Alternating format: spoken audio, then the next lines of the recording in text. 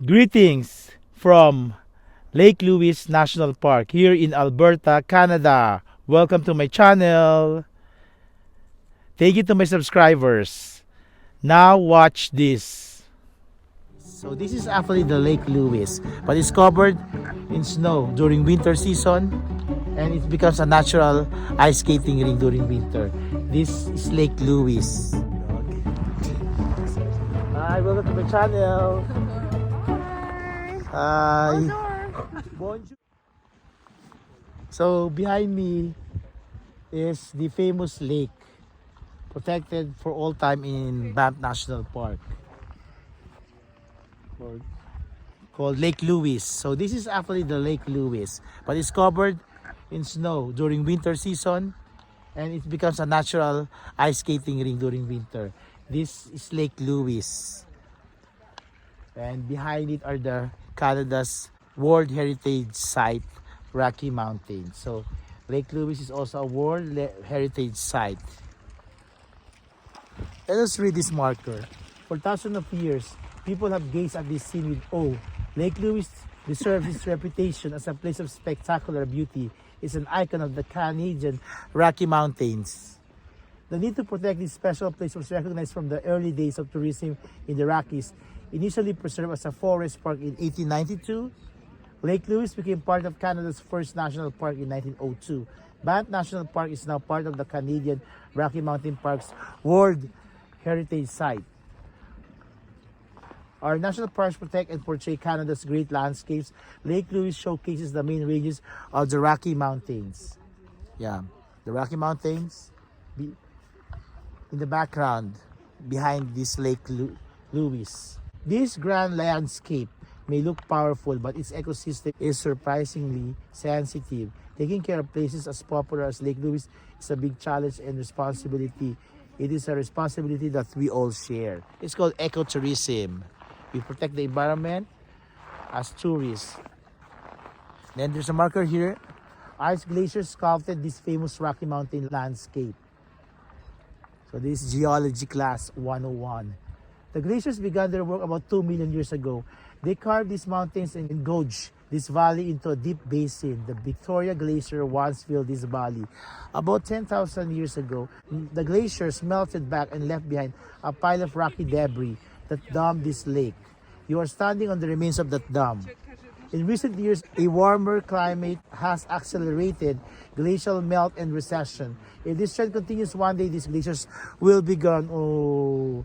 Mounts Victoria and Lefroy form part of the Continental Divide, the backbone of North America. These glaciated mountains supply precious water to communities across the continent. Okay. Water here in Canada is very expensive. Did you know? Okay. I don't know why. Here, another marker. The first chalet was built on the shore of Lake Louise in 1890, but the first visitors likely arrived 10,000 years earlier. Aboriginal people, or the Indians, the native Indians, have lived in the Rocky Mountains since the retreat of Ice Age glaciers. They likely visited this lake on hunting or spiritual journeys. When newcomers arrive in the Rockies, they value the guiding skills of Aboriginal people. In August 1882, while camped in the Bow Valley, Tom Wilson, a horse packer for the Canadian Pacific Railway Survey, heard the roar of a distant avalanche. Edwin Hunter, a Stoney Indian, told him it came from the snow mountain above the Lake of Little Fishes. The next day, Edward led Tom to this lake. Tom was the first non-native person to see it. Impressed by its color, he called it Emerald Lake. In 1884, the lake became known as Lake Louise in honor of Princess Louise Caroline, Alberta, the fourth daughter of Queen Victoria.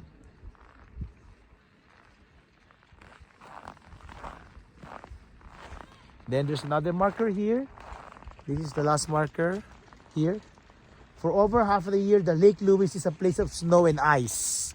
Oh, winters here seem long and cold, while summers feel short and cool. The average daily temperature is negative 14 degrees Celsius in January and only 13 degrees Celsius in July. Pacific air rising over the continental divide at the head of this valley draws a lot of moisture here. 700 millimeters of precipitation annually. Most of this falls as snow. Precipitation. Nosebleed again. Okay, precipitation. These are the, the precipitate. This the precipitate.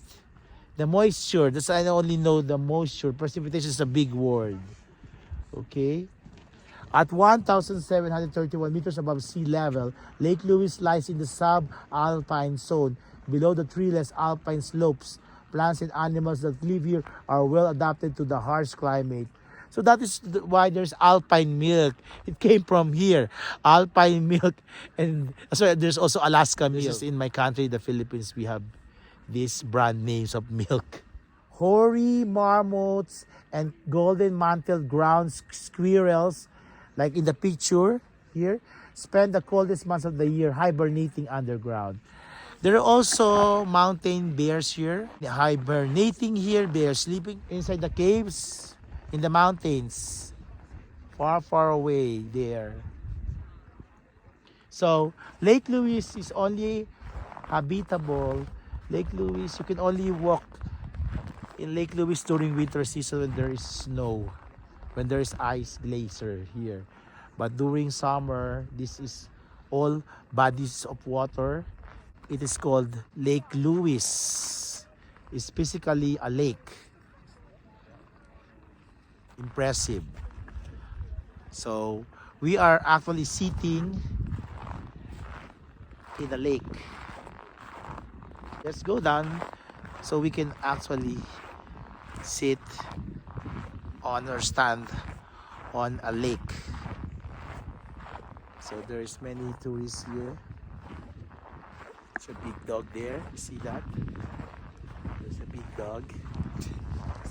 Hi, welcome to my channel. Hi. Hi. Bonjour. So this is behind me is Lake Louise. So you must be careful because it's very slippery here. So we are actually standing on a lake. A body of water is called the famous Lake Louise, a World Heritage Site here in the Rocky Mountains, here in Banff, in the state of Alberta, Canada.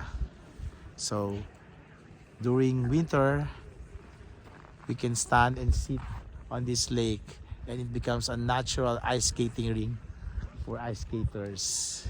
They love it.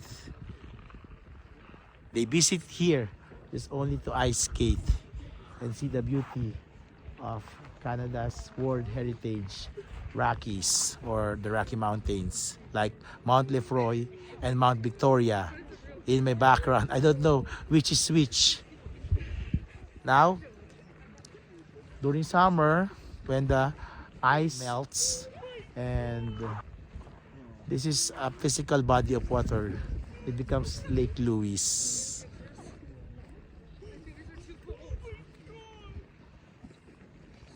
Very interesting. So one day we'll go back here during summer and we'll see Lake Louise in its bigness, or in its very huge size, but not today.